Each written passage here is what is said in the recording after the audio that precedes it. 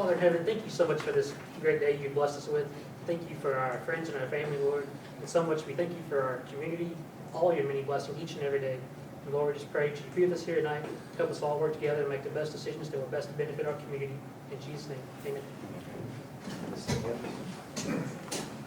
I pledge allegiance to the flag of the United States of America and to the republic for which it stands, one nation, under God, indivisible, with liberty and justice for all.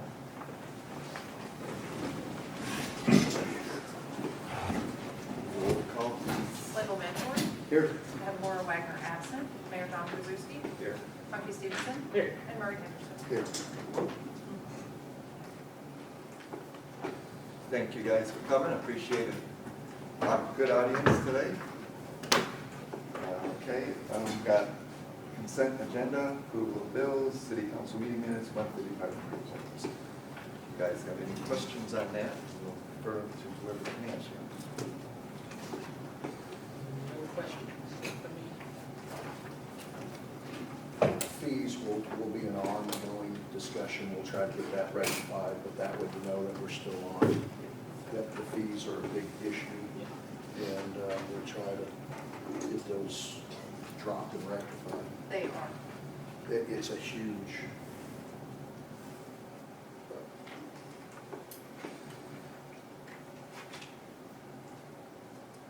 Any questions for that motion?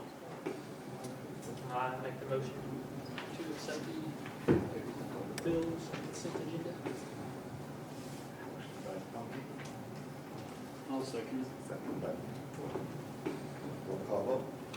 Aye. Aye. Aye. Any full business, we're going to discuss the MPUA contract and hopefully get it passed through this time around. I believe, Deidre, this is the final copy from MPUA. As far as I'm aware, and I think, is that the one that they attached an ordinance to that we're supposed to Yes. pass with it? Okay. So if you're wanting to actually pass it tonight, you need to read the ordinance twice. Oh, right, right. And do we need it to pass or anything? I assume it's an emergency on their part because she's probably called me 5 times in the last 2 weeks. Or emailed. Okay. I'll read you guys the bill. If there's any questions, we can get into it. Yeah.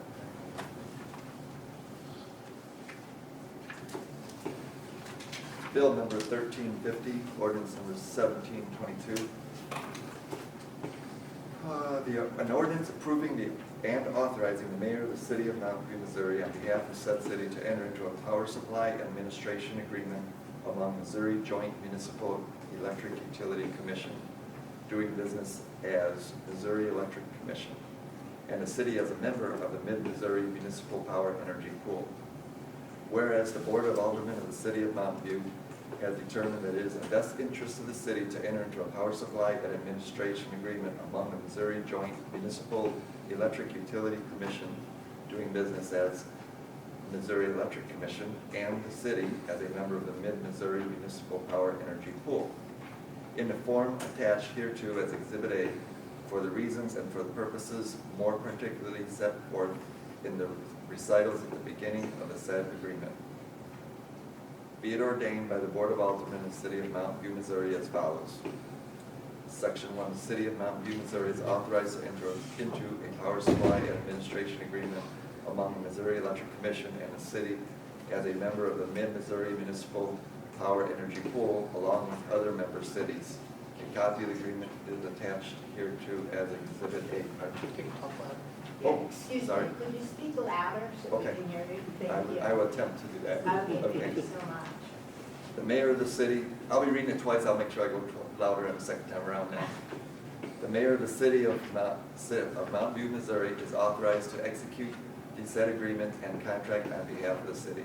Section 3, this ordinance shall be in full force and effect from and after its passage and approval. Now, is there any discussion? This is a refined contract that they sent us that Deidre has gone over. this is the same, group that we're in right now, right? Yes. Yep. So we're just updating the Yep. contract. Yep. Okay. It looked like the main difference was just we had been on a term contract for 10 years at a time, and this is a long-term contract where there's no set end date. We just basically notify them if we want out, and otherwise it goes indefinitely. Is there any penalties for wanting to get out? Not that I saw, no. It's just, we just need to tell them. I think it even had a standard like 30-day notice type thing, so not a 5 years in advance or anything like that. I mean, I don't know anything about the fees that we're normally paying or anything like that, but just as far as the legalities They of did it. come and present it to council a couple months ago. Yeah, about 3 months ago. That was the same presenters. This also ties in the fact that if we do need some extra electrical help, we can also borrow from the pool of the linemen and electricians that they actually have. So for, you know, if we had a major thing that our department can't do, we can actually bring in some of theirs. But the big thing is it guarantees that we're not gonna have a lapse in power again where we have to scramble and then pay, or the citizens pay higher electric for, what was it, almost 3 years, I think, before we got onto this pool.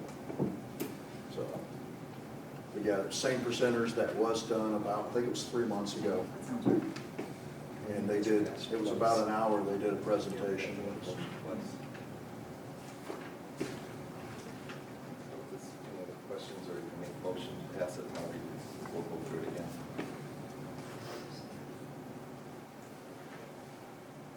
I'll make the motion that we pass Bill 1350, Order 1722. The first one is to discuss, Yeah.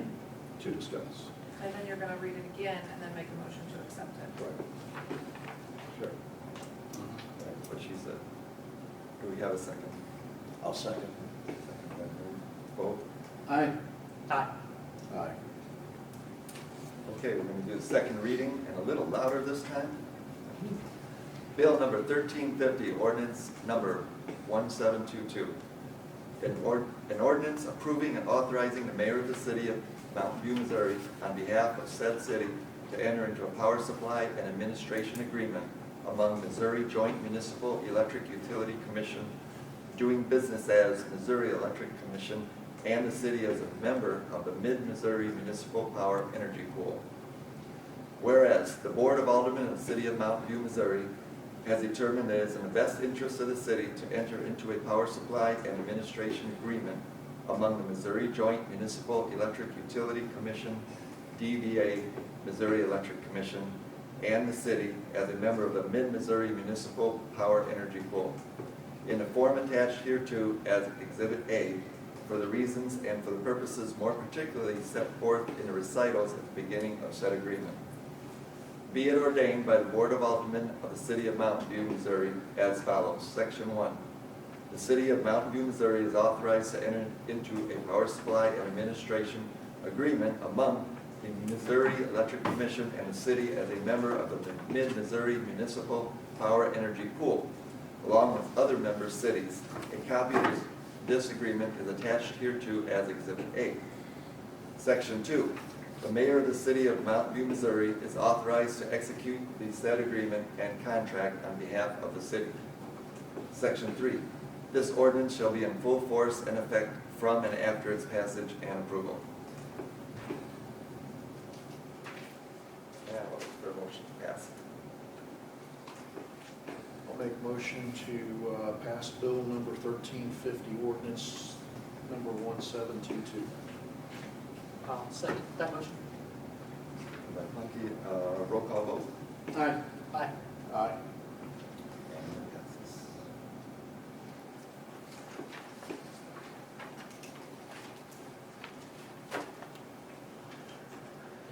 That's it for old business. New business. Sherry Guidry to speak about parking on First Street. Oh, okay, just, sorry, I can't hear. Oh, boy. I don't know if I can Okay. talk anything louder. Foster's always has their truck and trailers parked in front of the Mercy thrift store. And they're parked there after the thrift store's open. I'm handicapped. I'm handicapped along with the other citizens from our community that trying to get into that store. We only have 2 parking places in front of the, in front of the store anyway. I think we need an ordinance so that Foster's is not allowed to do that, or any other. They've got access to the back as well as everybody else. So that's why I want to know what I need to do to get an ordinance. Well, we have to make we have to make the ordinance, but we would do it on the grounds of good judgment, and we'd have to research everything first. As in, did you speak with them? Oh, I spoke to them twice, yes. Okay, and what did you get out of that? You don't even Never want to mind, know. okay. Well, we don't have She to has go there. spoke with me about it. I didn't hear you. You've talked to me about it multiple times. Yes, I have, and more over- than once, yes. Probably 5 to 6 times in a year. Yeah. Okay, and, The last time I got out of them, I volunteered at the thrift store, and I've been there for 12 years. Last Thursday, when I confronted them, we had 2 ladies in with canes and one with a walker come in the store at 9 o'clock. At 9:12, I went next door and asked them if they could move their truck and trailer. They looked at me and they said, I said, we open at 9 o'clock. And they looked at the clock and they said, it's 9:12. And I did this. And he told me, he said, I have permission from your boss to park in front of the store. So at noon, well, this is just what I'm telling you. At noon, they came in and told me that I needed to go and apologize or give them my key and my name badge. So I'm no longer a volunteer. So it's become personal. Yeah. so your boss made an agreement with Foster? I have no idea. All I know is Lebanon, which is in charge of that's who they talked to, because that's who called Okay, you the don't- store boss, and she's the one that came and fired me. What? Yeah. Assistant Chief Stetson, Sir. might I ask you, is there any violation of laws or anything on parking that you know of in our city or statutes or anything? As long as they're not exceeding the parking space width out into the street and blocking traffic that way. As far as I know, there are no designated handicap places along that section that they would be in violation of. I mean, I would say a quick fix would be to designate, just have the street department designate a couple up front as handicap accessible parking only. My question to that, my only question is are the parking spots part of the road or Highway 17? Are they part of whoever owns the building that's they're in front of, or is it something that we regulate for the city?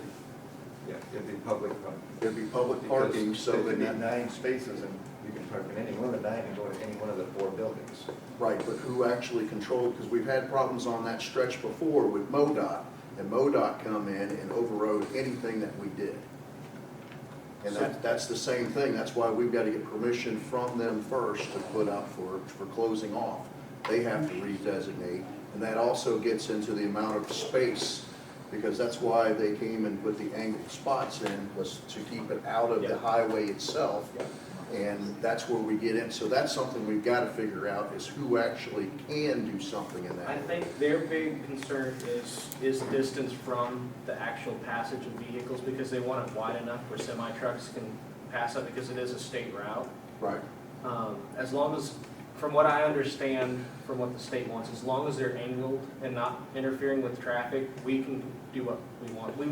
I think it was last summer, we made those spots wider than what they were to get more access. So I think the street department can just, I don't know if it would take a resolution to designate parking spaces as handicapped, but that would be enforceable.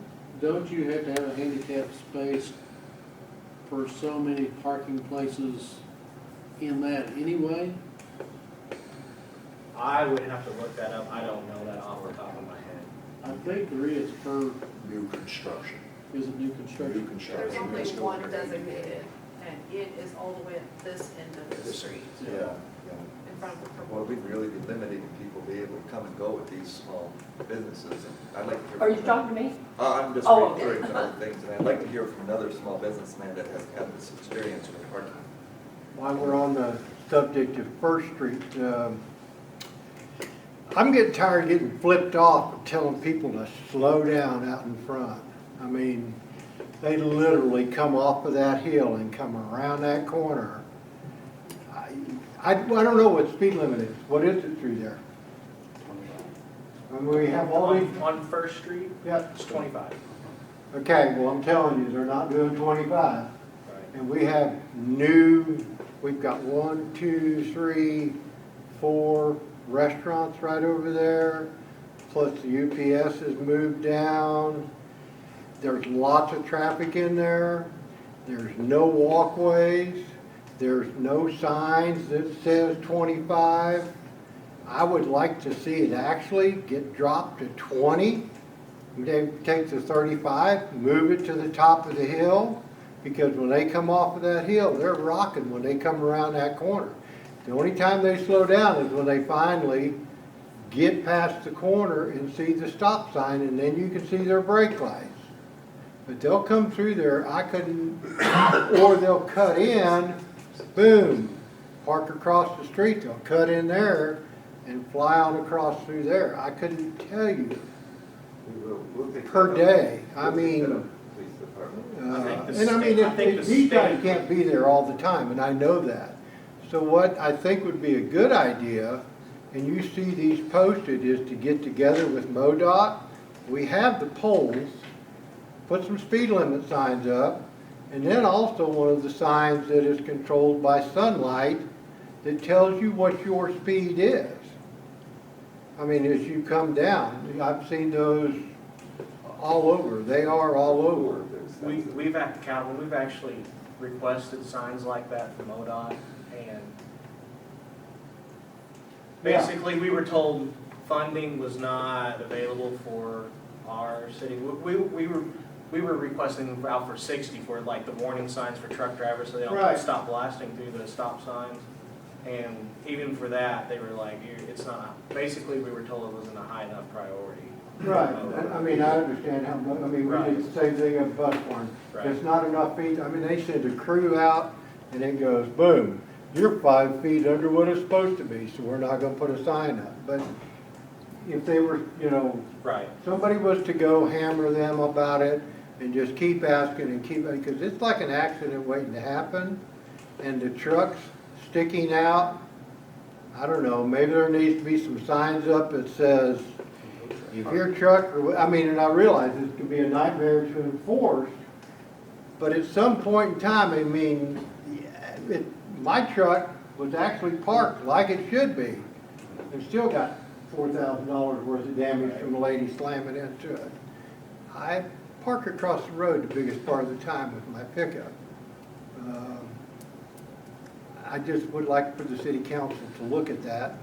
And if you sit there as much as what you'd see, there's no crosswalk. I think that would be an easy thing to do. Put that on our list of stuff to study, we can figure that out. Thank you. But we did stray a little from the Yeah. parking, but that's I still mean, it has a to deal concern. with First Street, and I know what she's It talking is. about, because I have seen vehicles pull up in front of the store. 4 hours later, that same vehicle's still sitting there, and so the handicapped people, they don't have an access to get to toadstools to get in there to get their mail or whatnot. I'm guessing with you guys, but we could always, not right this second, but come up with either handicap, which really limits everyone in town a lot, because there's not much space for anybody to just pull up and get in and out. Or maybe we can enact something that has signs that says, do not block parking spaces for more than, for other than loading for more than 15 minutes. Something like that, whatever we can do. Well, you do have people eating. I mean, they're coming and going, but I would like to see signs that said, no truck parking park across the street because, and I know everybody in this room that at one time has driven down that street and seen a 1-ton truck dually sticking 5 feet out and somebody has to stop in order to let somebody over here go past for the, Well, I have had 2 complaints from 2 separate bus drivers on 2 separate occasions from the school system. And they legally cannot pull into the other lane, oncoming, which you know, you're a bus driver. right. Into oncoming traffic to go around those vehicles. They're technically supposed to stop right there. And they're really, they give me a hard time, which is true, Right. and they should. But Boston Rightly just so. parks this way. Right. But then you lose all your Part parking. that they're sticking out. Right, and they do. We've got 2 issues with juggling Yeah. here, so. But between the 2, we're gonna look into it, and we'll get with the police department and see what we can do on both of them. Okay, and so I don't need to do anything else? No, you don't. You Oh. brought it to our attention, Okay. which is. Thank you so glad. much. Thank you.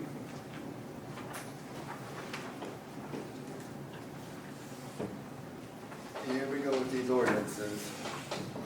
Okay, Deidre, the solid waste one. It's up in front of you. That would be, okay, that would be the one that's, we're really not making hardly any changes. We're just, in the last time we passed, we did change an ordinance. I think it was the last meeting. And it was inadvertently left the first paragraph out. And it really didn't matter because we weren't changing that. So technically, the ordinance was still in effect that was original because we didn't get rid of the original ordinance. All we did was make a few changes to it. But just for safety's sake, I will go through it and make sure we have it in there. The change that we did do is, was it number 3? Bulk items. The bulk rate under number 3, so that's the only line that will be an actual change. But otherwise, that will, basically, we're just correcting the past ordinance to make sure we have it, everything, all our teeth.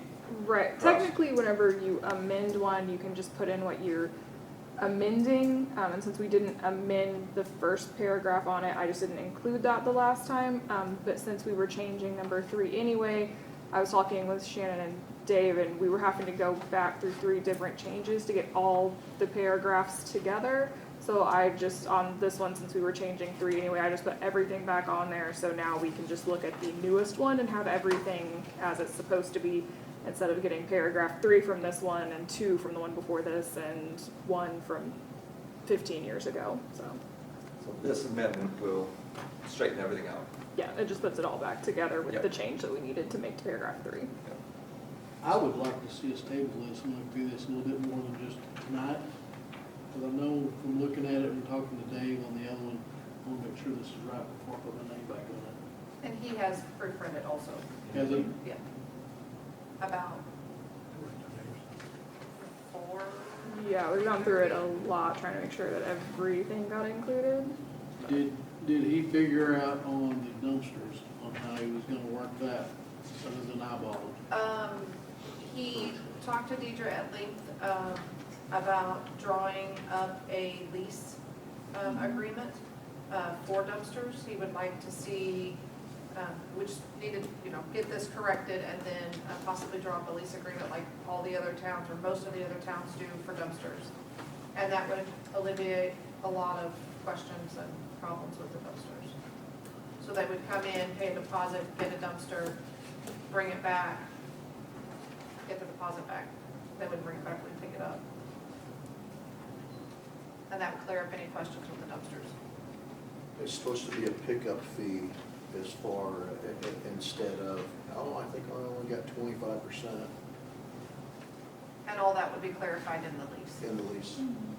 So that each time it's dumped, each customer would be charged. So if they have a 4-yard, and I'm just being hypothetical, if they say, I want you to come dump this because I don't like the way it smells and there's 3 milk jugs in there, instead of Dave having to eyeball it and say, well, out of a 4-yard, there's only 1 yard, so we'll just charge you for that. Customers would then have to pay for a full dump every time they want it dumped, Okay. just to keep the guys from having to go multiple times each week. and and then having to prorate all those charges all the time for multiple customers.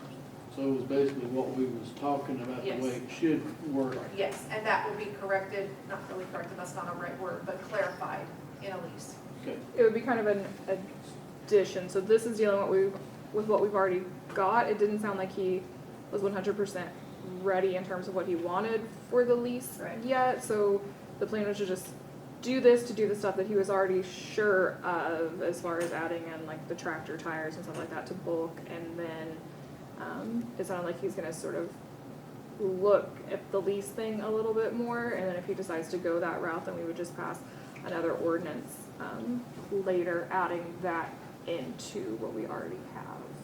So it wouldn't be doing the whole thing again, it would be like adding a paragraph at the So bottom. would it be better to table this and do the lease agreement all at once than doing two different times? And I don't, I'm just afraid it's gonna look to the people, like, to the people that we have done this, now we're redoing it, and then if it comes up with a lease agreement, we're having to redo it again. Are we gonna that's, do it yeah, once that's and- totally up to you guys and Dave, I don't know how long His he concern was needs just for that the bulk lease. items wasn't on there, and we're losing a lot of money on bulk items. So that was his concern, was to try to get that rectified because of the cost of the tipping fees. And I know that the And it was just Hey, accidentally left the off. charge table for dumpsters as it is right now is also wrong. Just the math that's been used for years was wrong. So if we When I wanted to got fix to that. looking at it. So I don't know how urgent that When do you is think or urgent? not. 'Cause I see your point. We could do the first reading. Yep, and then hold off for the second reading for when we get the lease Two agreement. weeks and have the lease agreement. I just wanna make sure we're right, cause I put my name on it the first Yeah. time, and it wasn't right, and I wanna make sure we've got it squared away before we do it again. But yeah, we can do a first reading, and then the second reading would come with the lease itself. Yeah, Because the second reading is where the approval comes through. yeah, I think that would be good. That'll give us a little time to look over this. Okay, bill number 1349, ordinance number 1721. An ordinance amending the city code of ordinances for the city of Mountain View. Whereas the city council has determined that there is a need to amend the city code of ordinances of the city of Mountain View, Missouri. Be it ordained by the Board of Aldermen for the city of Mountain View, Missouri, that chapter 60 of the city code of ordinances, specifically 60.130, parentheses 3, comma, parentheses 4, comma, parentheses 5C, and parentheses 7, be amended as follows. Chapter 60, solid waste.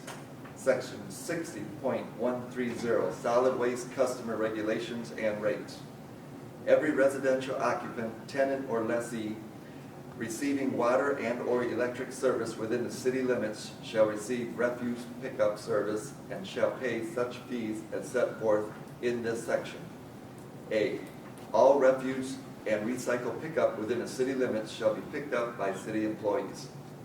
If the city cannot provide a service requested, such as a roll-off dumpster, then the city has the option to allow outside solid waste contractors to provide the service. 2. That's spelled wrong. Yep. Residential bag service shall consist of the removal of refuse substance as defined in section 60.010 of this chapter, not exceeding the contents of the 33-gallon bagged containers, weighing with contents when full, not over 40 pounds of the equivalent or the equivalent thereof once weekly. The fees for such service shall be as follows. A, one city customer bag rate, $20 charged monthly for up to 3 bags per week. Each additional bag of trash, $1 per bag, using approved stickers. B, rural customer bag rate, $1.50 per bag using approved stickers. C, residential customers wishing to recycle shall receive 1 free roll of recycle bags per month. Additional rolls may be purchased from the city at $3 per roll. D, rural customers wishing to recycle may purchase clear recycle bags from the city at $5 per roll. All recycle must be sorted and in approved bags. Number 3, bulk rate. Items weighing more than 40 pounds or items that will not fit in a 33-gallon bag shall be charged a bulk rate. Small items will be $5, medium items will be $10, and large items will be $20. That's pretty broad. Who determines what's small, medium, and large? That's what Dave gave me, so I guess Dave. He did have some examples Yeah, that there's he the was chart. going off He's of, gonna, yeah. so make a we, chart. Okay, there will be a chart forthcoming? Yes. Okay, with the chart forthcoming. Okay. Number 4, tire rate. Tires with rim size of 20 inches or less shall be $3 with approved stickers. Tires with rim size greater than 20 inches in size will be charged the bulk item rate of $10 with approved stickers. Tires with wheels from both cars and trucks, pickup trucks that is, will be $6 with approved stickers. Tires with wheels from large trucks will be charged $20 with approved stickers. Tractor tires without wheels will be charged $25, and tractor tires with wheels will be $50. Number 5, dumpster rates are as follows. A, city customer on the weekly route shall be charged $10 per cubic yard. Extra pickup charge shall be $10 per cubic yard.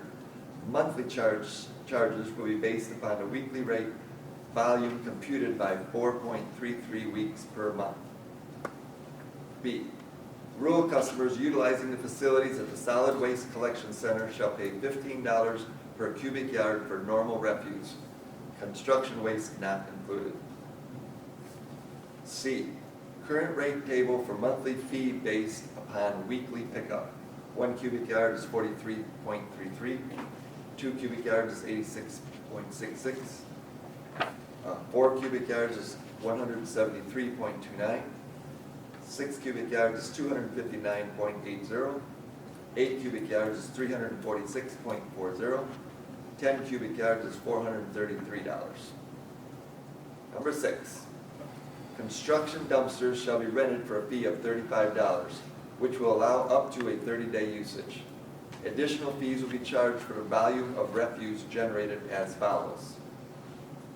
A, 1 cubic yard of trash, etc. is $10.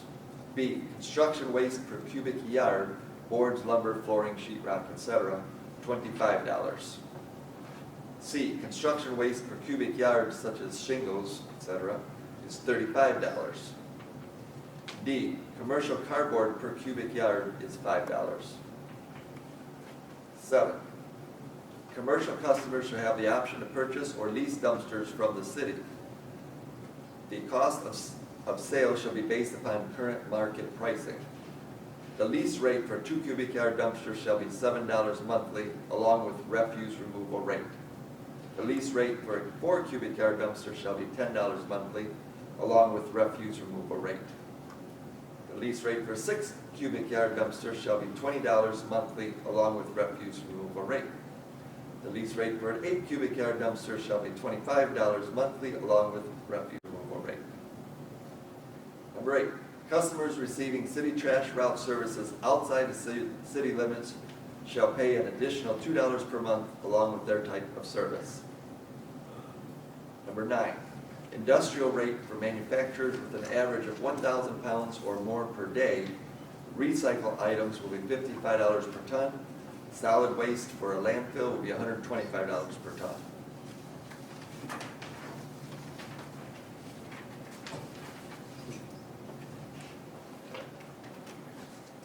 So how do you conclude that properly? you do a vote to go into a discussion, and then you guys can talk about it, and then plan to do the second reading at the next meeting, or whenever you want to do it. Okay, I'll look for a motion for approval of the first reading. I'll make a motion. Moved by Lindo, Second. seconded by Punky. Vote. Aye. Aye. Aye. So be it, the first reading. Under the discussion part though, I remember going over with some of these fees, and when we raised up the one, it didn't look like it raised up the additional bag or the rural customer. Because I remember having notes for $2 for the rural customer, so that way somebody who came in and dropped stuff off was paying equivalent to the same amount as what our citizens were. Right now, they're paying, let's say they did the same thing, 3 bags a week, 4 weeks, it'll be $18, and then we've got $20 for the thing. That's why we raised up that bag from I think it was $1 to $2. And I know we've done several discussions over this, but that's one of the ones that I caught just from looking, and I think that they need to look into the construction rates, because where we're dumping stuff off at, shingles has shot up tremendously for refuge rates.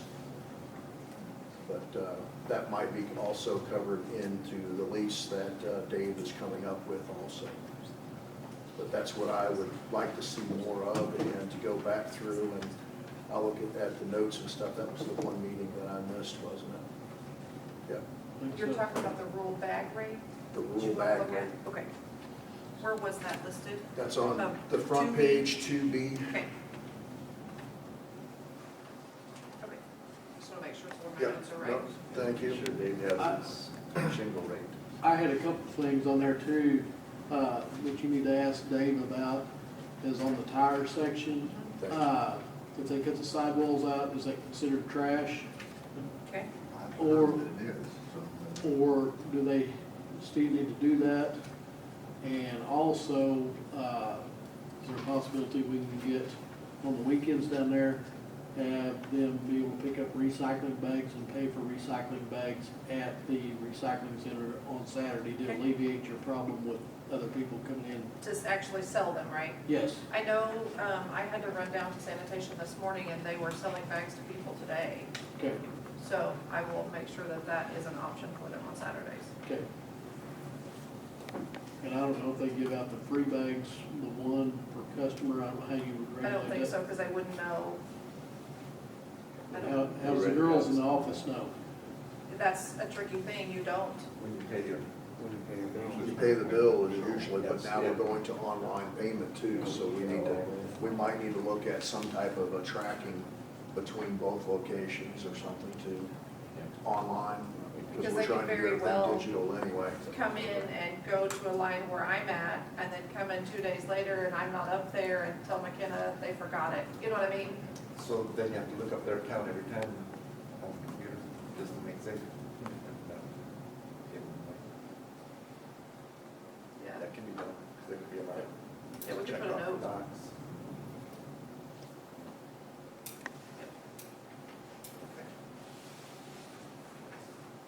Okay, council to discuss CDL training for employees. What's up with that? I got the city approved where our own employees who have CDLs can actually do the training so that other employees can then be qualified to go get their CDL. So they would go and get their tests, they're written, and then they would come back. We have 2 individuals we've appointed to do the training. They have Class A's.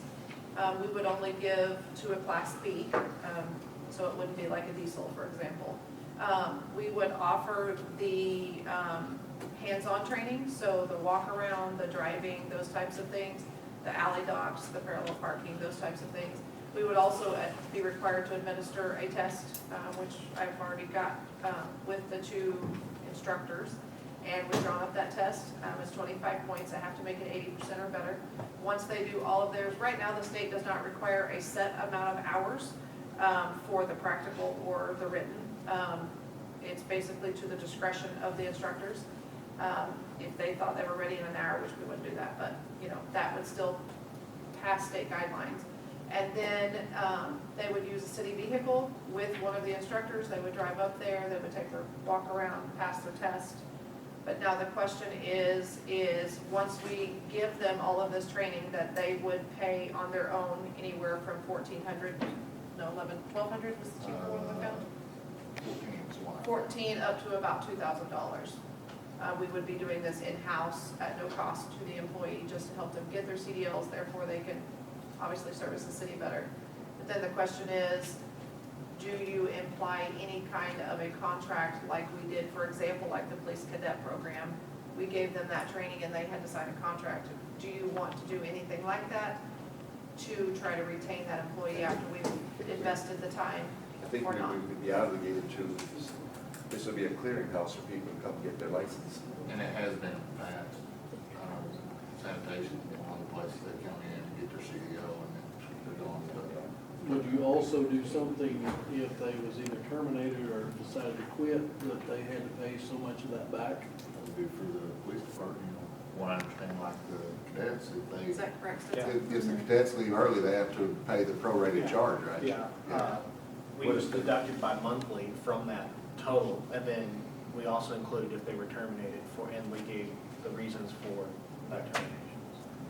Are you saying that it costs $1,100 to $1,400 just to get your CDL? Effective Now it February does. 7th. 1,400 to 2,000. Yeah.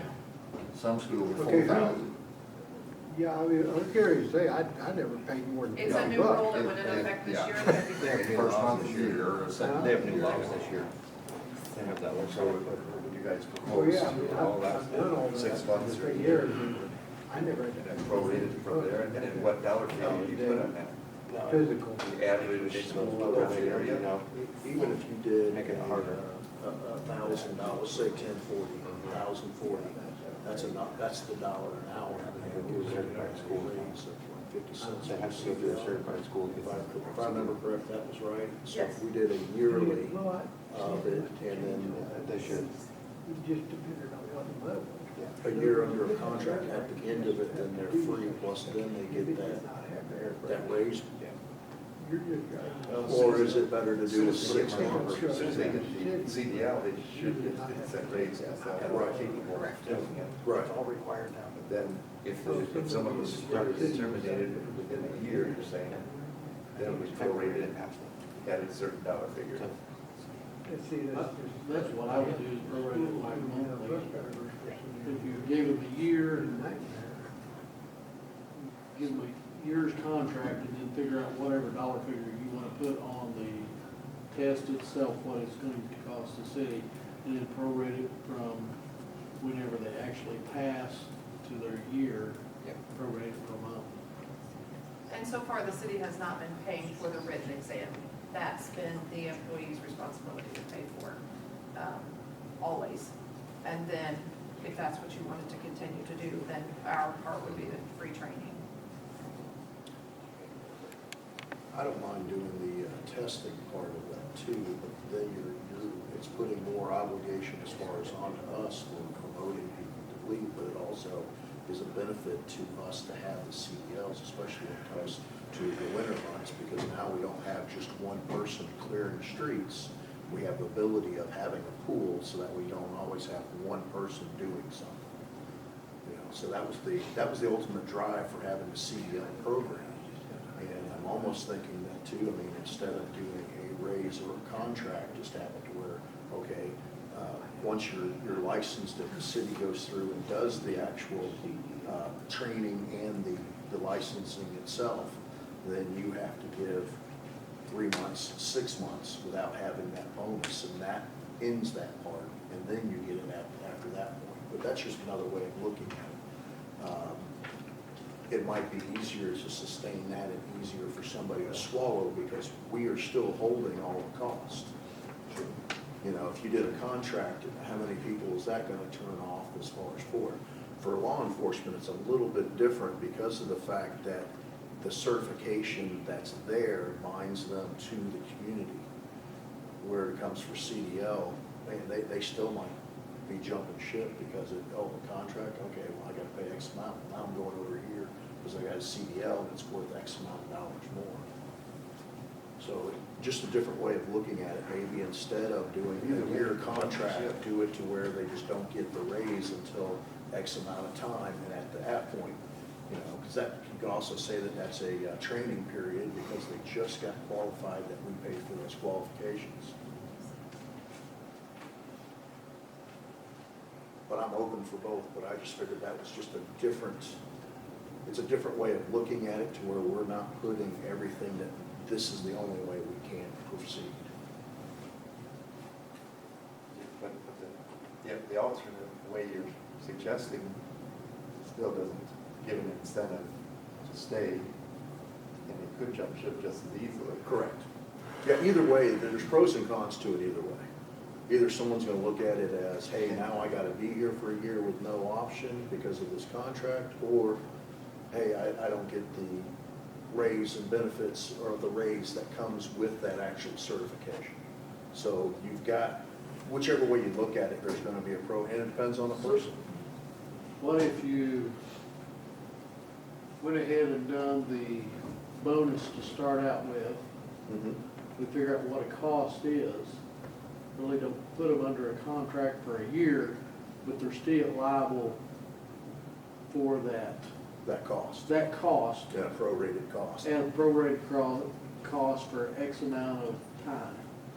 That's that still way, in, that's still in as a contractor, yeah, that's another And that way, if they version too. decide to go down to Jim's tow truck service and say, hey, I've got my CDL license, I wanna go to work, then he's got the option to say, hey, I've got $800, I'll pay for you to get you out of your deal, and we get Now, some of the money what is back. the type of CDL too?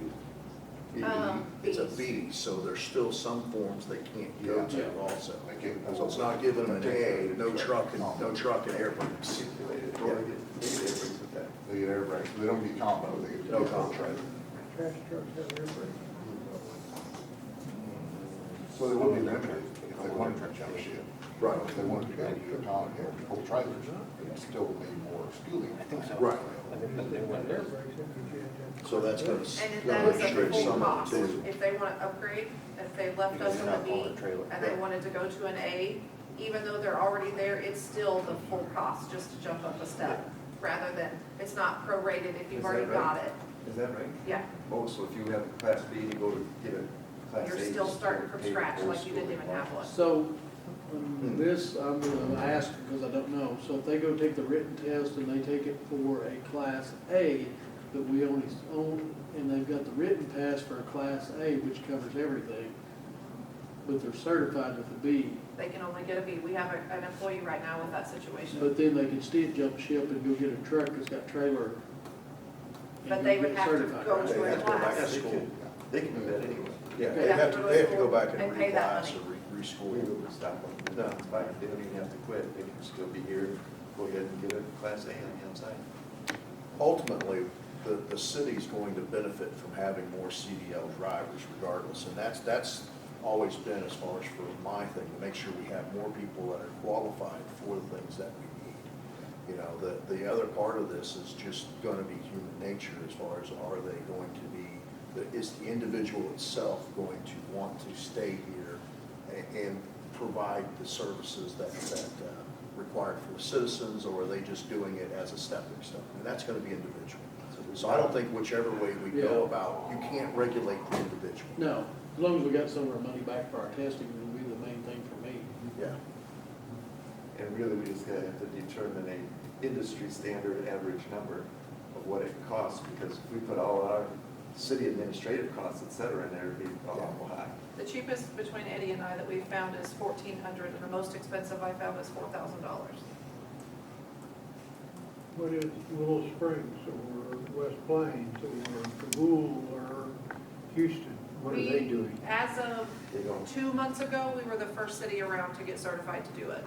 MoDOT is certified to do it for their employees, but Sure. so far, as of 2 months ago, we were the only local area city that had gotten set Yeah, up but I so mean, far. what is, like, if West Plains hires somebody tomorrow, okay, what have they done to get that person a CDL to drive a trash They have truck to get it on their tomorrow? own. They have to go on They their have own. to get it on their own.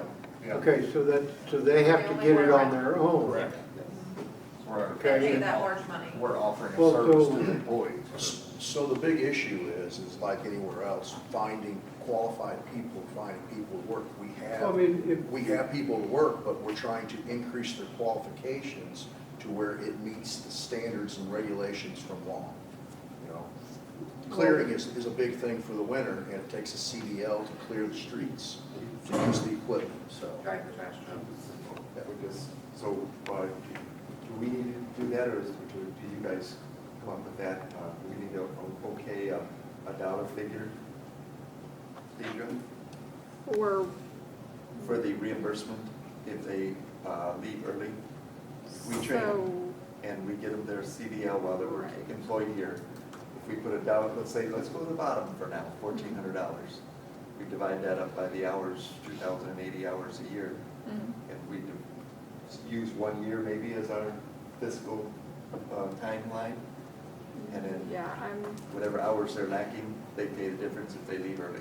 right. That's how the cadet one is, I believe. And so there's, I think you broke it into what, 3 years, and then just broke it out each month for what that amount would be, and had it reach that number at 3 years. So that's just what you guys would need to decide is number one, how much you want to say that the total value is. Number two, how long you want to give somebody to work here and get that paid back. If you don't want to specifically say that they have to be here a year, then you can say that, you know, each month that you work here, we're going to assume that it's taking X percentage of that value back to the city, so whenever that ends, but I mean, it's gonna end up the same way either way. But you'll just need to decide on that figure, and if you want to say a specific year, or if you just want to say if you leave before the total value is paid back, then you have to pay to the city whatever remains. I would think you could easily put together a motion today, just with answering what you're saying. If we were, first of all, come up with a figure, and I believe the figure, we shouldn't be competitive with the outside world, trucking companies. We don't have the overhead that they do for profit that they're trying to accomplish. We're just trying to keep employees qualified on hand. So the low rate of 1,400 is real close, real close. And if we made it a year, so that we're not stringing people off forever. It's like, oh my gosh, I have to stay there for 2 years, you know. It's just over a 50-cent raise. It's just over a little bit of a license. So if we did 1,400 divided out by 2,080, 60-some cents an hour, you know, and then whatever, that'll be prorated, 60 cents for their hours, whatever they did or didn't work that entire year. If they quit early, they got 60 cents an hour credited, and they owe the difference. Keep it simple. I mean, we can do the math. I don't have a calculator handy, but it'd be around there. So maybe Yeah, just however you guys want to break it out. If you want it to be by hour, by week, by month, however you want to set it up. And is this something we need to pass tonight, and we can, I think we need to have it written up and done Yeah. before. Yeah, that's, Let's look at it. I make a motion we table until we get that. have Deidre write it up and contact them. Do the math. At that You're gonna make rate. me do the math? I'll do your math. It'll be right around. Do I need to second that, or? I make a motion that we table this until the contract's actually written. Okay, I will second that. All in favor? Aye. Aye. Aye.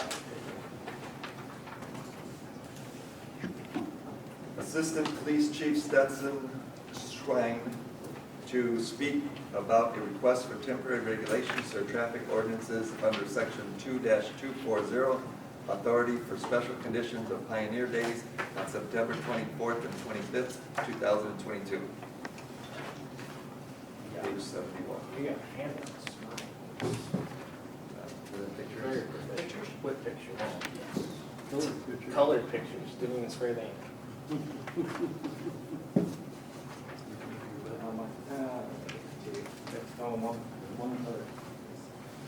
All right, so this is what we do every year.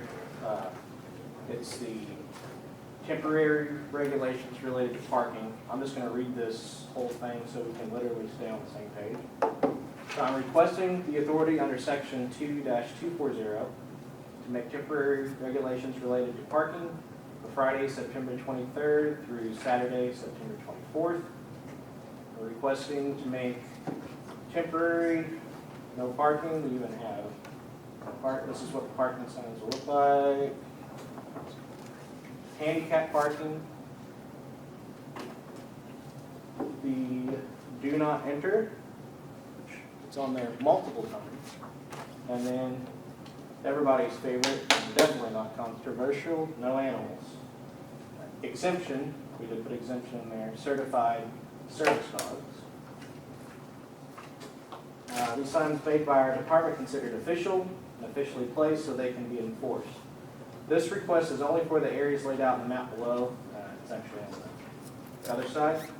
All vehicles found to be parking in the no parking zones will be, and could possibly be ticketed and towed as such parking blocks another vehicle from the normal flow of traffic. Attempts will be made to find the owner for any such action. Any such action is taken against the owner. I can tell you from years past, we are very lenient and go out of our way to make sure we don't tow vehicles until we've exhausted any other option. Every roadway and public access point contained within the black lines on your map will be considered controlled access as per 2-520 and will be regulated by the provision of the temporary regulations. The 2-240 gives the council to give the authority to make those temporary regulations. I see inside your black line, they're kind of on the west side of the college, behind the field house football field. Yes. Little grassy area. Yes. There's always vehicles that park there. And then the chatted parking lot down by the football field, Yep. and the other grassy area behind. Yeah, so we tried to include all of those areas this year because I know years past we've had people just kind of park. So if people park Whichever in which those way. areas, are they going to be in trouble? If we put the signs out. So Okay. when they give us the option, we're gonna kind of see what that looks like, because I don't know if there's a home game the night before, there usually is. Last couple of years there has been. I think it is. Okay, that's nice. So the last couple of years it's been very difficult to get the area closed down like we should. This year, if there's no home game, I think we'll try to make parking a little bit clearer and easier this year. No, because homecoming's a week after. Yeah, we'll- There is a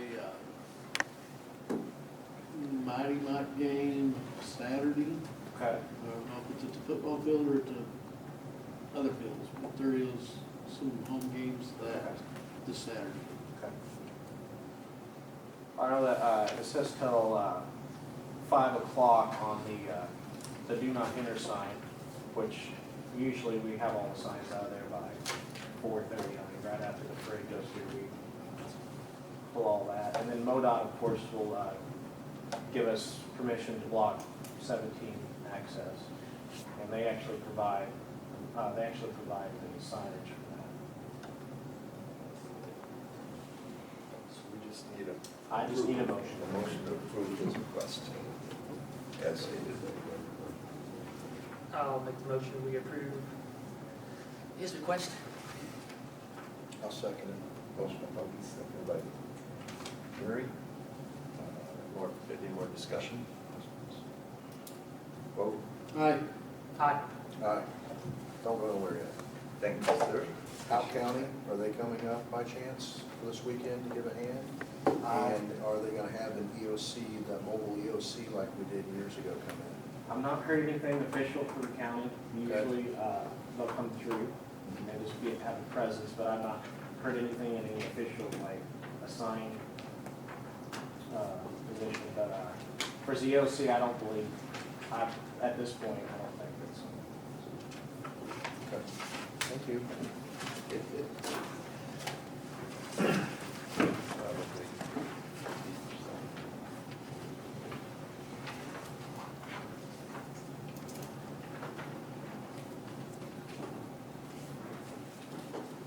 We'll go on, can I take a 30-second break? Can we go to recess for a few minutes? Absolutely.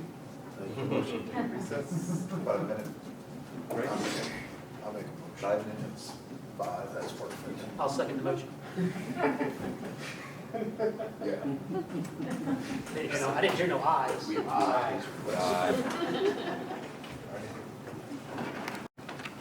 Back in session. Okay, council to discuss purchasing policy, page 72 through 88 of our packet here.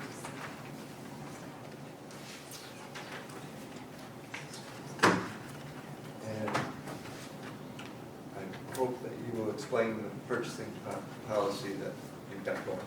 Yes, so I have included some from a couple other neighboring towns. The auditors have requested that we put one in place. just to say basically this amount of money, we're gonna, to have a sealed bid, this is your procedure. If it's over 5,000 and you guys vote, how you're going to deal with that. It's just basically setting out a set of rules so that there's no question later.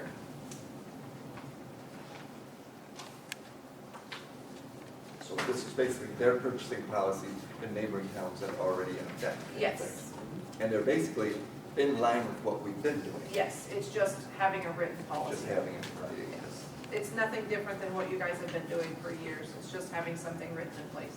no changes. Deidre, did you see anything? No, unless you guys want to make changes.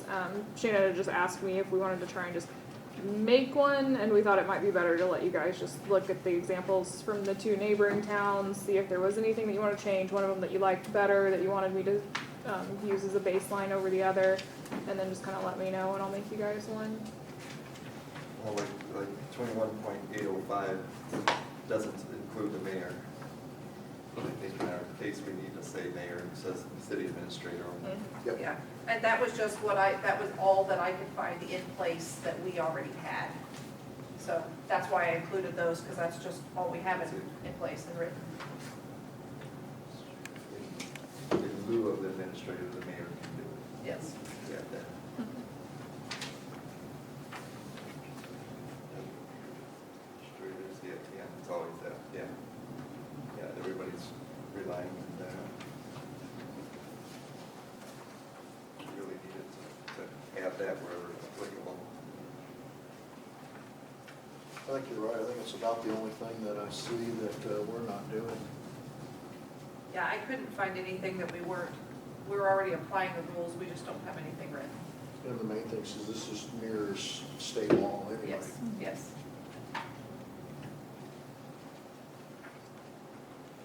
Bid opening procedures, that's all standard. Mhm.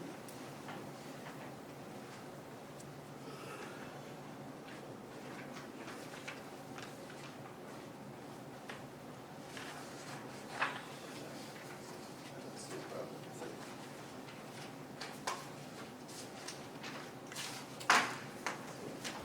So we're gonna formally adopt it. The written policy, as we did, well, someone makes a motion with corrections that we stated, that Mary stated. As far as, in lieu of the city administrator, the mayor has it, and we've already done that in our own ordinances. But do we want to go ahead and have this written up first and then approve it as all one time?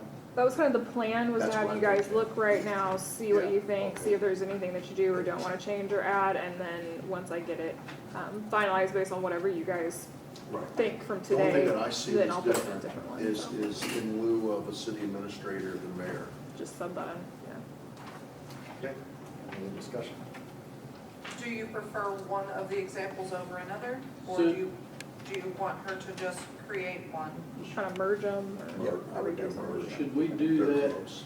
Should we do, sorry, I didn't mean to Sorry. interrupt you, but, should we do that and/or the mayor and/or city administrator, so people down the road, they don't have to redo that Yep. in case they would ever Both. adopt it?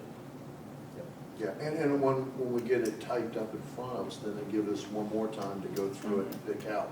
But without it stipulating, I think we're at that same place. But yes, and the main thing is that way we're set up for the future anyway, so.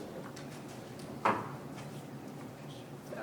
If you guys are good with the examples, I'll just kind of look through them and pull things out and put them back together and make one for us and let you guys look at it the next time and you can adopt it, or big changes then, so. Thank you. Okey-doke. Now, resolution 22-096-20, Bill 444, a resolution to enter into utility easement. Deidre, you have just gotten this to us, and boy, I do want to take a minute to thank our trustees, city clerk, for getting everything done at the last minute today. She got all the information, and Deidre got, the city council got it all together. Between the two of them, we were able to get this accomplished tonight, but that was really close. You missed it, Bobby. Last minute. That's going to be at the end, turn into a Okay. closed session. Sorry, we should have corrected that at the beginning of the meeting. but I do want to thank you both for that. Okay, the resolution, I will read it and we will discuss it from there. Bill number 344, resolution number 22-09-20. A resolution authorizing the mayor of the city of Mountain View, Missouri to enter into a utility easement with Douglas R. Woolsey and Tina R. Woolsey, trustees of the Revocable Living Trust Agreement of Douglas R. Woolsey and Tina R. Woolsey, dated October 7, 2013. Whereas the Revocable Living Trust Agreement of Douglas R. Woolsey and Tina R. Woolsey owns real estate across which the city of Mountain View, Missouri needs to run utilities, and whereas the trustees of the above referenced trust have indicated a willingness to enter into an easement for utility purposes with the city of Mountain View, Missouri, and whereas the city of Mountain View, Missouri and the trustees of the Revocable Living Trust Agreement of Douglas R. Woolsey and Tina R. Woolsey have agreed to enter into a utility easement which shall be beneficial to both parties. Now therefore be it resolved by the City Council of Mountain View, Missouri as follows. Section 1, that the mayor of the city of Mountain View, Missouri is directed and authorized to execute a utility easement with the acting trustees of the Revocable Living Trust Agreement of Douglas R. Woolsey and Tina R. Woolsey, dated October 7, 2013. Section 2, this resolution shall be in full force and effect as of the date of its passage. We have a motion first and then discuss it. I'll make the motion. We have a motion by Punky and I'll second. second by Murray. And discussion.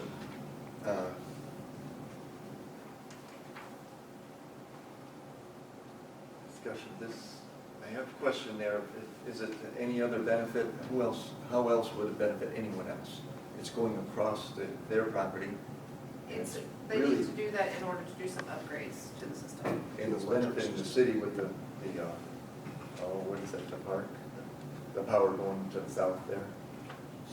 Yeah, it's gonna, It's going to the south side for the residents over there, right? And they're, yeah, power it's drop. to take care of the low voltage issue over Burning Tree, subdivision, Wade Street, way I understand. It was the easiest way, cheapest way, most cost-effective way for them to get a bigger wire over to that area. Because I think whenever that grid was put in, I don't think that mobile home park was there yet. So it was severely undersized. You know, you go to, I don't know how many mobile homes we've got in that park, but anybody who's lived in a mobile home can tell you they're not the most efficient. When that was put in out there, the only thing that was out there was a church, and that was it. It's grown substantially since then. So this will allow them to get power off into Joyner, Yeah. and kind of cut out across that field.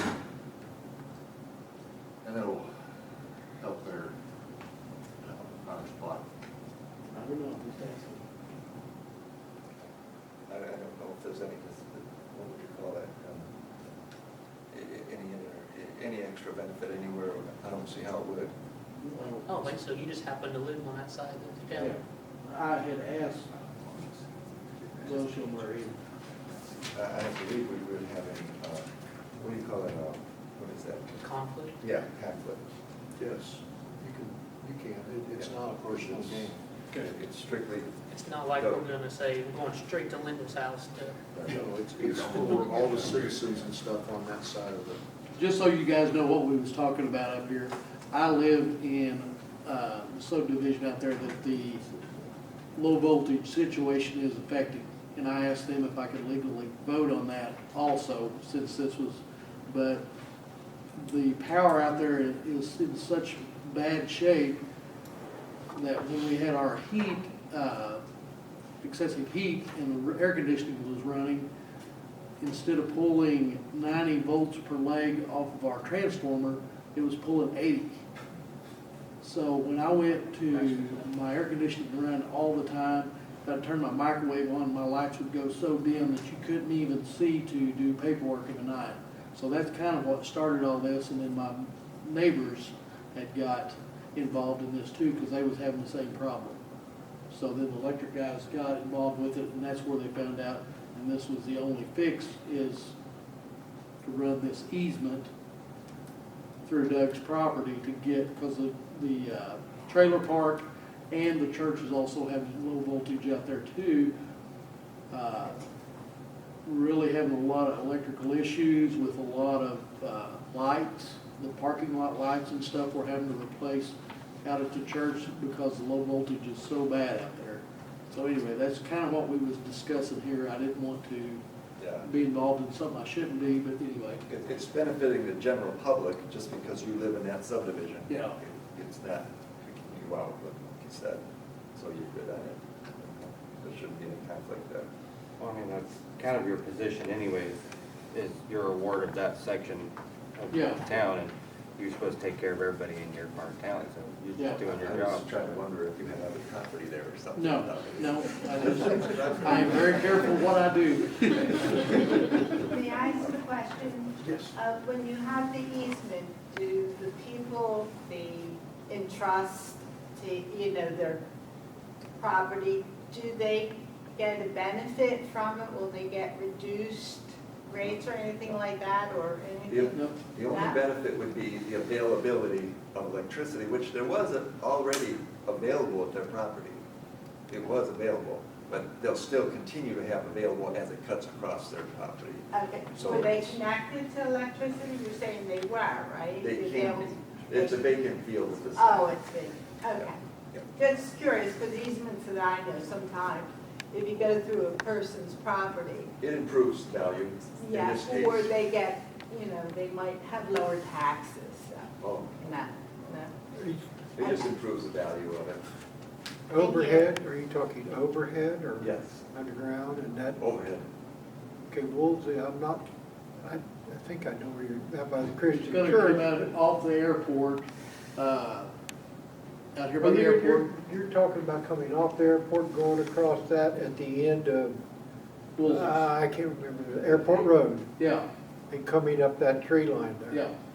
There's a fence line out there that it goes up and across it Across their property. and hooks right into the, didn't Ronnie say it was gonna hook right into the, Right across here. trailer park? Yep. Yeah, the trailer park, that would be the backside of the trailer park. Yeah, it's not very far across there. Is that Woolsey's? Yeah. Okay. I thought Rivers had bought that at one point. No, it would be That's the other side. east of Woolsey's, or east of Renninger's. Okay, Robert bought the other piece that Yeah. joined into that small, okay, It used to belong to Dwayne Woolsey. right. Any further discussion? Motion to pass resolution. I'll make the motion, we pass bill number 344 and resolution 22-09-20. Okay. I'll second it, seconded by Murray. Any further discussion? Vote. Aye. Aye. Aye. Motion passes. Thank you.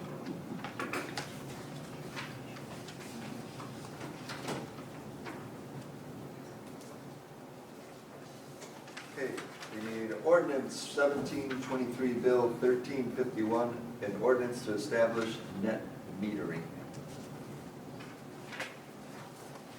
That would be this.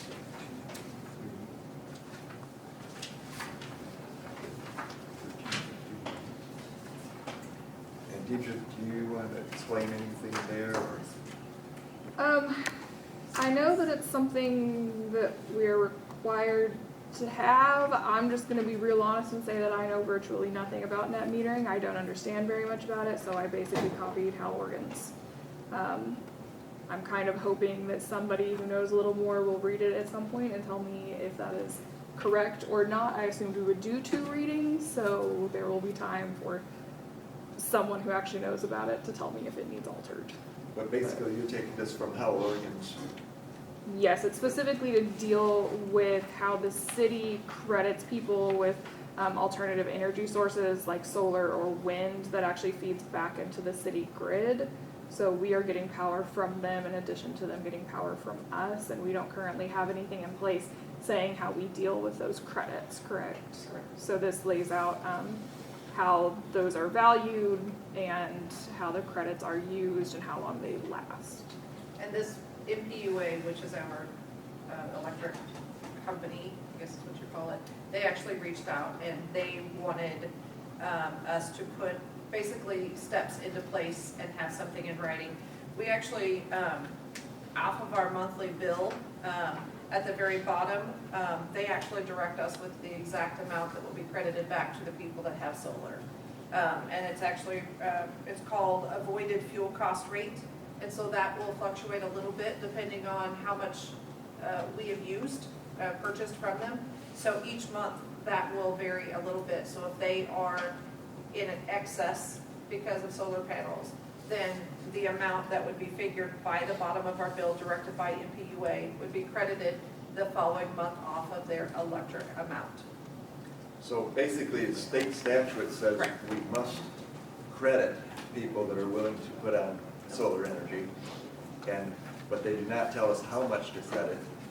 And we are bound by our energy supplier that we have a contract with as to what it costs and what we can sell, buy, purchase, or credit, or it's basically a credit back to the customer. Otherwise, we'd be competing with our own supplier. And here we have a contract with them not to get another competitive entity in there. So they determine the cost of what we can credit back to those people. Okay, so I'll read through here, and then if there's a discussion, let's see what Empress says. Bill number 1351, ordinance number 1723, an ordinance amending the city code of ordinances for the city of Mount View. Whereas the city council has determined that there is a need to amend the city code of ordinances of the city of Mount View, Missouri to address the value, compensation, and billing of energy generated by customers using alternative energy sources such as solar and wind, also known as net metering. Be it ordained by the Board of Aldermen for the city of Mount View, Missouri, that Chapter 69 of the City Code of Ordinances be amended to add the following section. Chapter 69, Utilities, Subchapter A, in general. Section 69.105, Energy Value and Billing for Customer-Produced Electric Energy. The value of the amount of electric energy delivered by a utility customer to the city of Mount View, Missouri's system in excess of the amount of electrical energy delivered to customer by city shall be determined by multiplying the number of excess kilowatt hours delivered by customer to city by the average monthly avoided fuel cost of city during the billing period.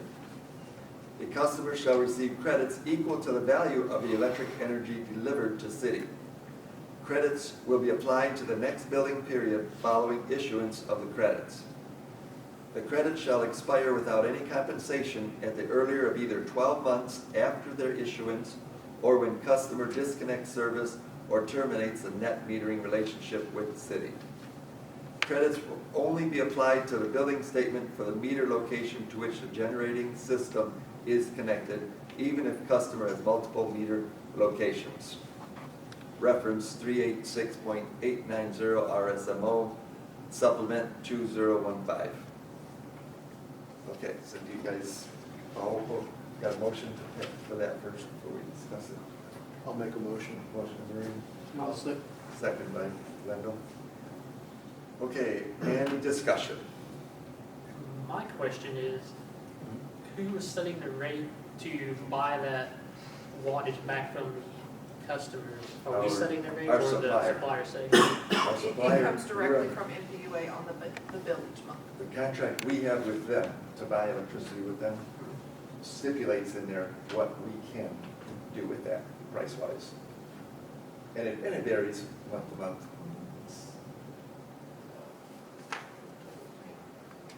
And it's actually a credit. We're not buying it, we're just crediting it. And then according to this, it's only good for 12 months from issuance of that credit, so it's just sliding, goes with that. I was curious if that rate is the same or if there's a difference in that rate. Big difference. It's usually between 2 and 4 cents if you put it in dollar figures, I believe, per kilowatt hour. I know the one that he first walked me through, it was 4.45 cents. This bill is 3.83 cents. It's anywhere between 2 and 5 cents. And he told me that would depend on how much we actually use and purchase, determines that rate. This way, their residence or business is using the electricity, it's a no. There's no, we're not buying from them, they're not buying from us, nothing. But they still have their minimum bill no matter what. And then any extra that they have that goes into our system, we're not gonna pay them for all the infrastructure, all the transformers, all the crew to keep that infrastructure going, et cetera, all the overhead. So we're only paying for the raw electricity difference, crediting the raw electricity difference that UMPA provides electricity to us with. Because the infrastructure still has to be supported, whether it's ours or UMPA.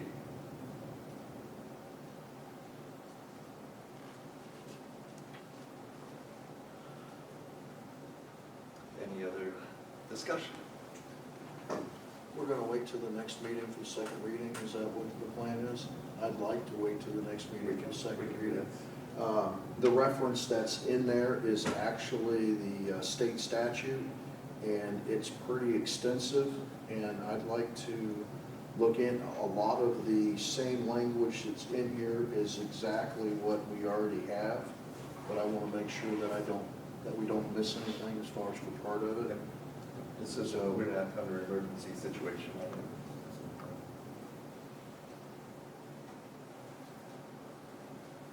So I entertain a motion to pass the first reading.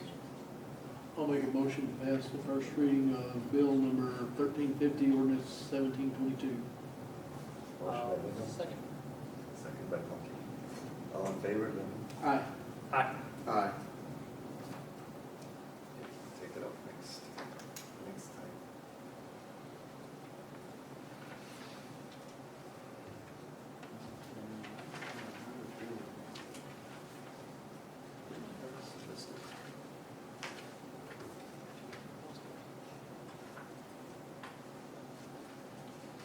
What's 1350?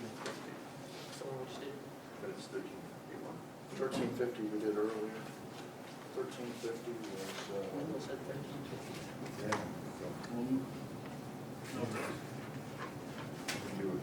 It's really Is that your 1350. number? Yeah. It's 1351. 1350 was the MPU. Yeah, it's not listed on there because they supplied the ordinance. MPUA did.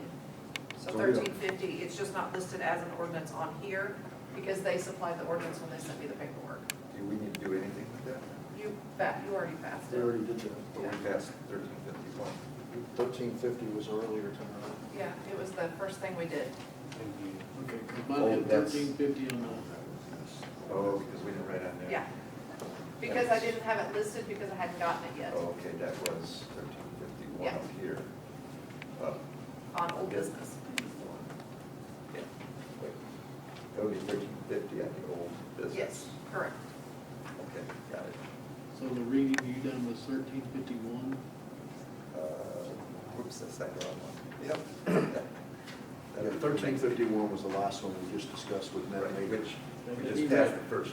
Do we need to first make a reading. motion to approve 1351 or is? Nope. No, Okay. that'll be second reading. That's that. Okay. Because we got a second reading on. Okay. Council to discuss federal holidays off for city employees. How many holidays do we have now? How many holidays do we compare to other towns? And what holidays are we referring to at this time? I believe we have 9. Does I that think it's include 9 the one that since just we added? added Juneteenth.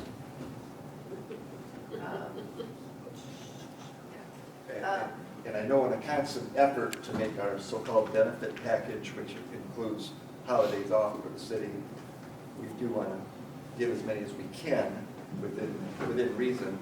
And I know that if it's a federal holiday, and banks are closed anyway, I think schools are closed usually on federal holidays. So if everybody else is closed, other than our emergency services, why we couldn't and shouldn't be closed, and the one in question right now would be Columbus Day, right? Yeah. That's the one we City have. Hall has always been open, but it's always been closed to the public, so if we're there, they just don't answer phones, they don't have anyone in the lobby, and then all the, No reason to be there, no way. So it doesn't make any sense. They use it as a catch-up day, but if we need a catch-up day, we'll do it catch-up day.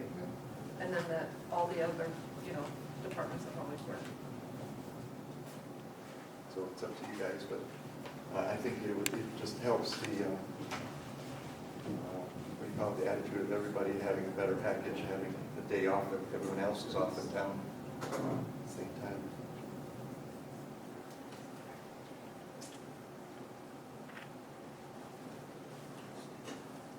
That's up to you guys. So, Is this a is your contract up? Is the contract of the employees up? They have a contract they work under? No. No, we wouldn't have none. You don't have a contract for your employees? No. We work at will. We work at will on both I mean, sides. what's their salary based on? Don't they have a contract? Hourly. It's all hourly. Pardon me? Hourly. Hourly, but you do have a contract, you get so much hourly. It's City just, employees? it's an at-will agreement. An at-will agreement. Yeah. That's it. Okay, that's strange, but Yes. That's That's how a it's state. standard in the state of Missouri. That's a state. okay. The reason I said that was you usually discuss holidays at contract Yeah, time. Okay. Right. Myself, I like it, in any avenue, we have an option to make things a little bit better for the employees. And this one seemed fairly odd that we're open, but we're closed that day. So everybody's got to still come to work, but we're closed to the public. And it didn't make a lot of sense, so I thought, well, if the banks and the schools, everybody else, post office is closed, let's let the employees have that day off too. They can plan something, let them have another day. so we're just talking about the one day. Yes, Columbus Day. I'll make a motion that we accept that as a day off for our employees. Motion by Linda. Are you talking about just for this year, or are you No. talking about putting it Permanent. into the employee manual as a permanent? Yes. I kind of look at Columbus Day like Juneteenth Day. It's nothing, how to say it, nothing special. My employer does not offer that, but it is a federal holiday, and I know state workers are off too, so. May It's just I another ask bit the of- 9 holidays? Just for that. May I ask the 9 holidays? Well, we can try. Oh, okay, I'm just sure. We can try. Oh, I'm sorry.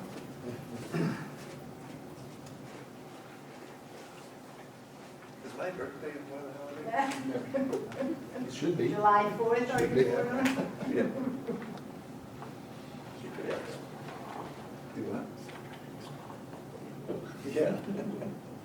Just to fill time, is this still a holiday that the police don't get any kind of reimbursement for working?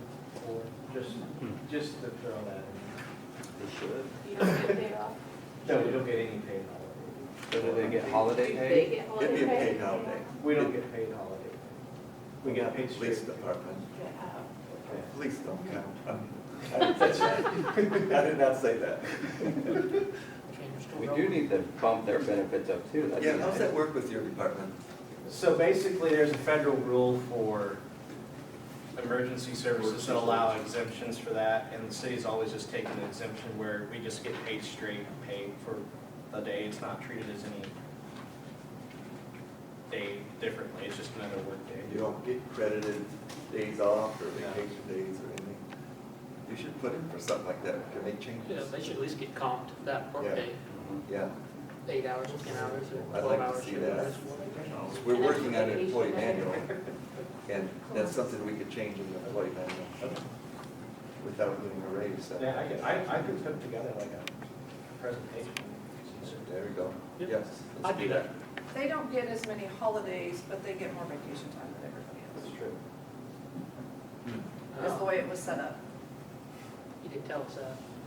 Oops, sorry. You need to- Okay, the holidays we have in the handbook are New Year's Day, President's Day, Memorial Day, Independence Day, Labor Day, Veterans Day, Thursday and Friday of Thanksgiving and Christmas Day. Juneteenth. And Juneteenth, we just added. So that's the 10.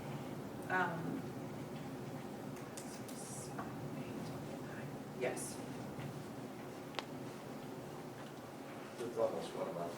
Columbus Day is the 10th, is that what you're saying? I don't know. Yeah, Yes. October 10th. Maybe another day. No, it's 10th, it's always on a Monday. But as far as not holidays, it'd be number 10 or number 11. That'd be 11. We just added 10. We have a It would motion be by, 9, it would be 10 holidays. we have a motion by the Columbus Day is a holiday, paid holiday. I'm off. Right. When is our next meeting?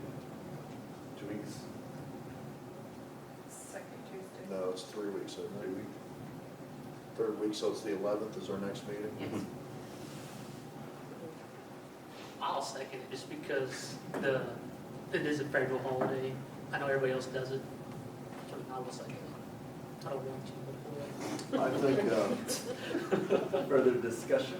yeah, I'll discuss this for a second. I think if we look at it for this year, get it for this year before we put it in the handbook, let's look across the board and make sure that we're not putting ourselves into too much long-term stuff for the future. Because if we're already up to 10 days as far as for a paid federal holiday now, then what is that going to open up into for next? That's what my concern, I think that's something that's going to require more conversation. If you're talking about just for this particular time, and I could see somewhere coming down from the federal government eventually making this a all-government day off anyway, just because of the other items that are atoned to Columbus Day now. They grouped more stuff together with it, but I would still like to look at it for long-term to make sure that it's not going to be something that is going to be too much of a hurt. And I would like to, if we're gonna do that, if they're having to come in anyway, you know, well, open it up. It's silly to have your employees come in and have the doors shut. Yeah. Yeah, right. That's why I made the motion to go ahead and give it to them, because Right. if we've got the doors shut, Right. it's doing the city no good. It's other doing than no that. good. Yeah. And it also, there might be a day too, to where citizens might have a day off to be able to come in I don't know. The big thing that I'm looking at is let's make sure we're not setting ourselves up for long-term failure. Yes, I agree with you. So you want to modify your motion To allow it for this year and then actually have a conversation before we go through the So handbook. maybe let's remake, because basically my motion died because it wasn't. well, Yeah, we had a second. Okay, So you can, but you can amend it. okay. to- I will amend it to give them, I'll make a motion that they get Columbus Day off this year with us looking at the handbook for For future. for future years. Yeah. I'll second that. And we'll vote. Aye. Aye. Aye. That's a lot, what are we doing? Nope, almost, getting close. Council to discuss and approve fire chief's equipment bids. Stanley might have a couple more bids, okay. We've got his bids in here. Give you an update on that stuff. The reason we're even at this juncture is basically, let's see, where's my, we went, well, I went on behalf of the city to the commissioners meeting for the Howell County Commissioners, which would include Mark Collins, Calvin Wood, and Billy Sexton, along with their clerk, Callie Wagner.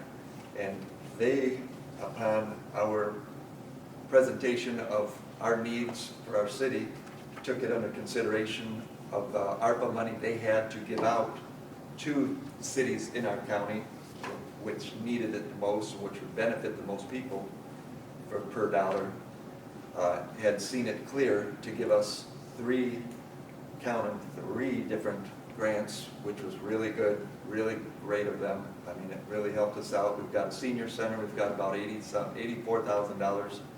They agreed to senior center because we needed some help there. We've got roughly $73,000 for our dilapidated sewer lift station that's in dire need of emergency repair right now. I mean, emergency. And our fire department, which is really due to the new insurance requirements and keeping the health and safety up of our firemen, our volunteer force, Stan put together a list of our dire needs in the fire department to bring that up to par for us. And we got $82,000 there. So I want to thank the three commissioners for doing this, accomplishing this. We really appreciate it for our town. And fire chief had put together a list of what their dire needs are, and that's what we're about to go over here. If you guys have that in front of you. I don't have it in front of me, but I know where you're the list. And in that list, you'll notice that he has, as required, almost on everything except for the hoses, 3 bids for each. So it adheres to our new policy of purchasing policy.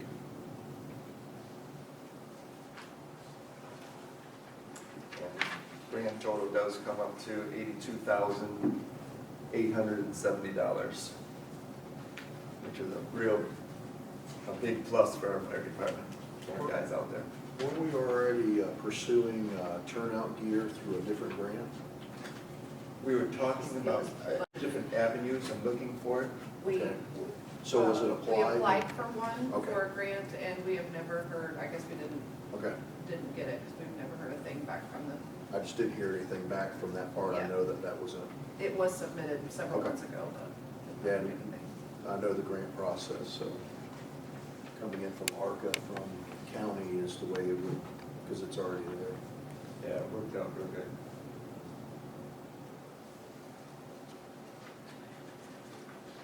And having the correct gear will improve the morale, which isn't bad anyway. We have a good volunteer fire department. Thanks to Stan, he put it together, and he did a real good job of it, so I appreciate that, Stan.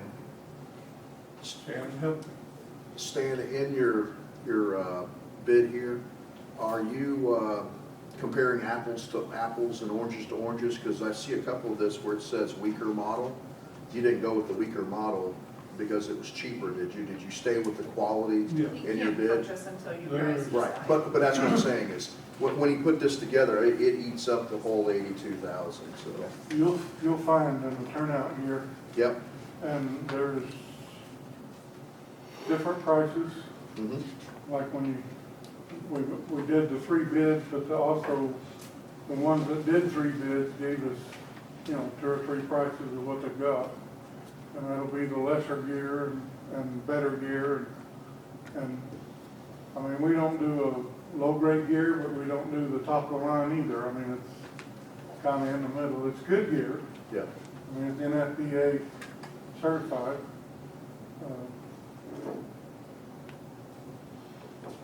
Now, when you're looking at the bids, there's some things that the numbers ain't gonna show. And that's, you see that I've got on there, Shannon put on there for me. She helped me a great deal this afternoon. I come up short on the bids and she helped me get them. You'll find Ron Hoffmeister's name on there quite often. Now, whether it's got the higher price deal or less money deal, but he's a salesman that I've dealt with for 20 years, and what he tells me is usually right. But he'll also, when we order anything from him, he brings it to us, so we don't pay shipping. And just like the rescue jack, I put in for it $15,000 for rescue jack. Well, the system that we're looking at for him is like $14,000, but that includes him bringing it to us and teaching us how to use it. Now, the other bids that we have, they just send you it in a box, and they send a DVD and show you how to use it. Now, the Rescue Jacks also has screw-on adjustments. I mean, they stay with the tool. And if you're working a scene and it's dark, you don't have to wrestle with pins. Where one of the other jack systems that I put in for, you have to worry about putting pins in a hole, losing a pin. Matter of fact, they even send you extra pins just in case you lose one. Well, when you're in the middle of a scene, you don't have time to worry about a pin. You know, I'd rather go to the truck, get the unit, come out, set it up, and everything be right there. You don't have to go back to the truck to get a pin or whatever. And that's, you're gonna see a little bit of price difference, not enough to be worth messing with. But I guess I'm trying to sell you Ron Hoffmeister.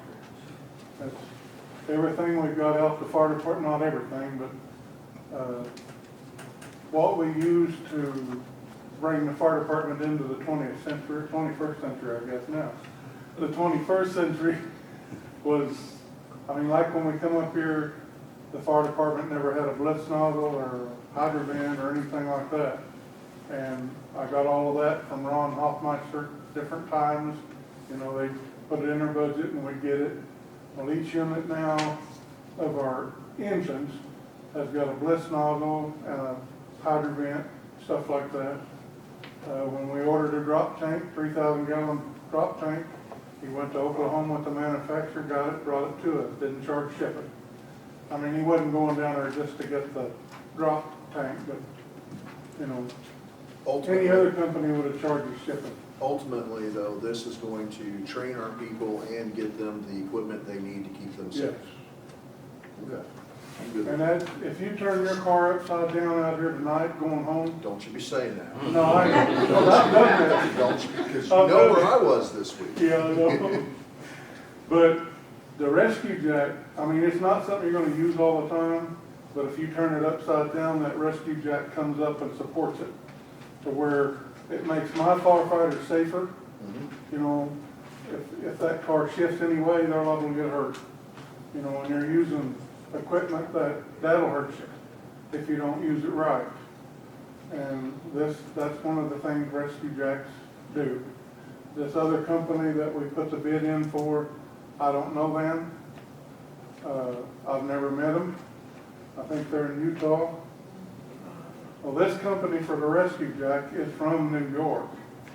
And they only have one distributor in the state of Missouri, and that's Ron Hoffmeister.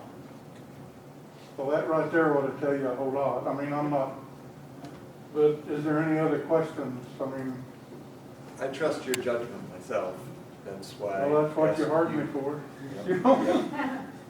That's exactly right. And I appreciate that. So is this gonna be paid for by? I mean, I think we Yes, we have built, the money in-house. Okay. From that's the county money that they gave us, and he's ready to go with it. We've got the money in the account, he's I mean, I want to personally thank the county as well as the mayor for not just sending the paperwork, but going down there for us, you know.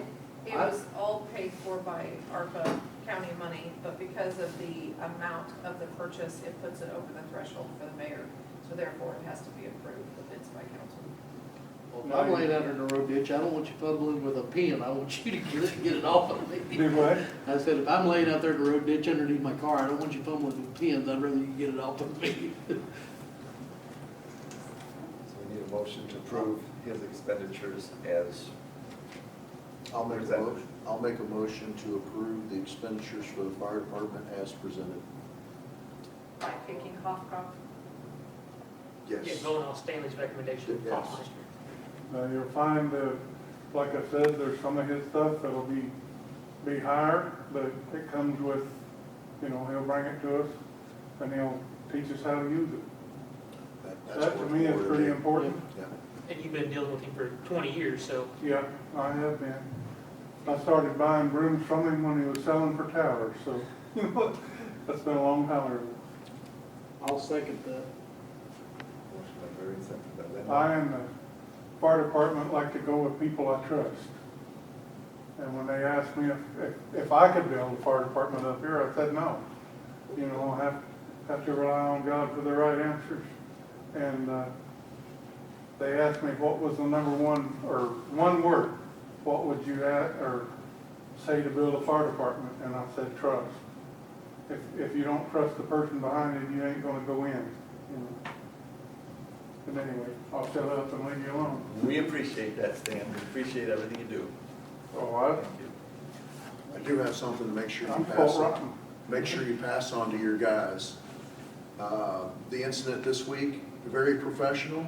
very knowledgeable, and everything that I saw, because once you guys got there, I pulled off just to watch.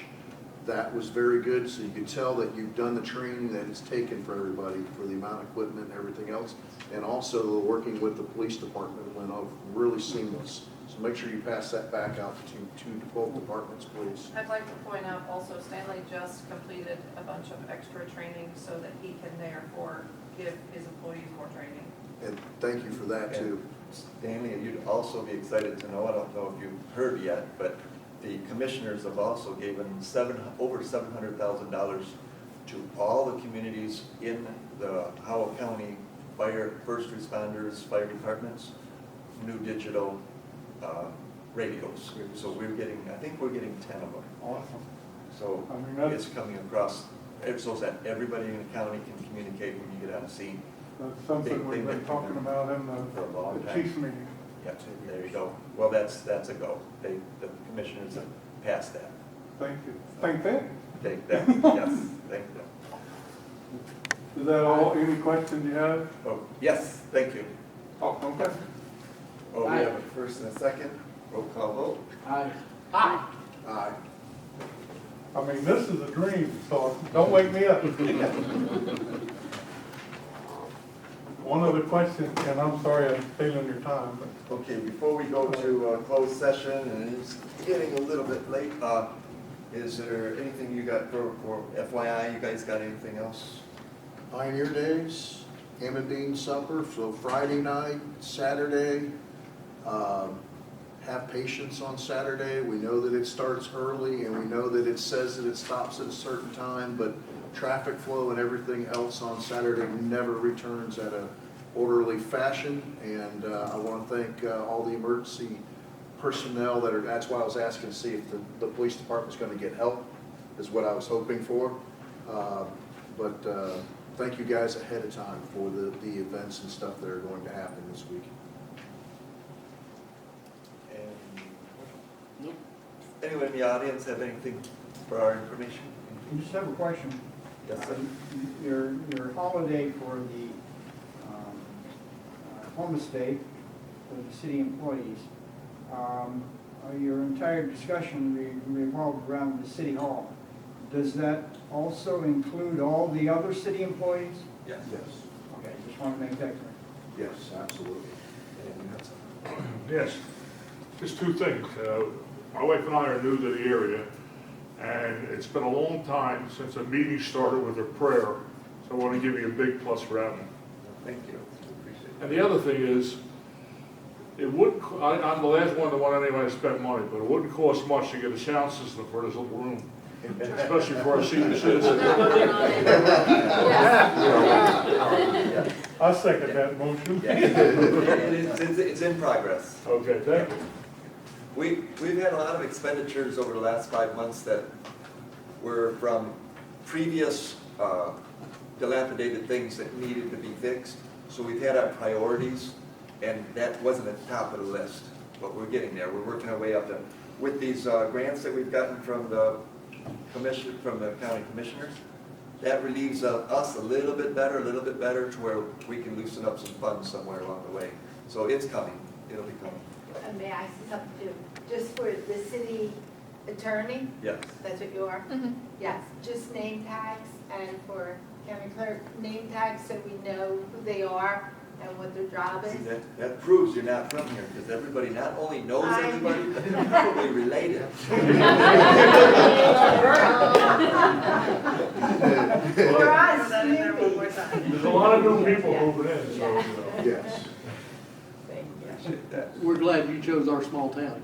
Yeah, we like it very much. We're lovely, so. Enjoy it. And I said we have to come to a town council. We're from New Jersey, so that tells you. All right.